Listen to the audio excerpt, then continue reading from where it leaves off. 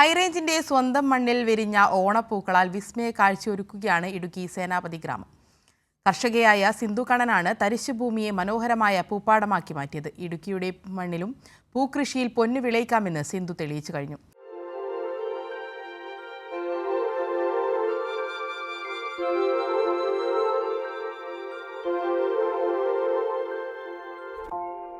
ഏലക്കാടുകളുടെ സുഗന്ധം ശ്വസിക്കുന്ന ശാന്തൻപാറയ്ക്കും ഉടുമ്പൻചോലയ്ക്കും മധ്യയുള്ള സേനാപതിയിലാണ് ഈ പൂവസന്തം.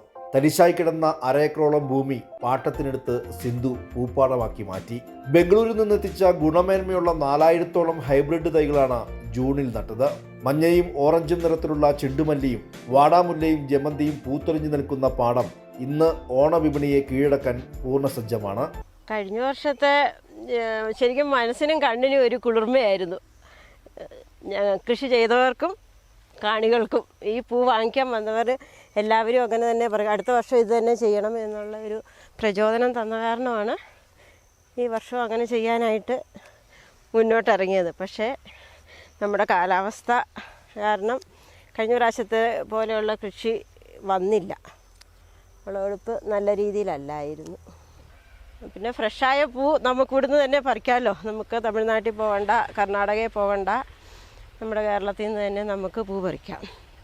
പൂക്കൾ വാങ്ങാനെത്തുന്നവർക്ക് പുറമെ സുന്ദരമായ കാഴ്ച കാണാനും ചിത്രങ്ങളും സെൽഫികളും പകർത്താനുമായി നിരവധി സഞ്ചാരികളും ദിനംപ്രതി ഇവിടേക്ക് എത്തുന്നു.